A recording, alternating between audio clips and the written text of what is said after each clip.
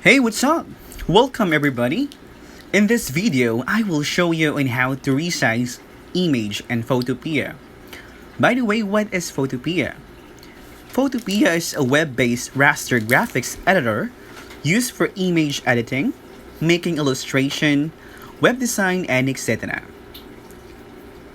It's sometimes the same with Adobe Photoshop. The good thing of having Photopea is you can simply download it or install it for free. To start with, we have an image as our subject, and to resize it, you need to go to Edit.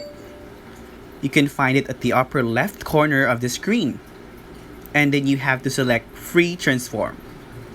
From there, you can simply make it smaller or bigger.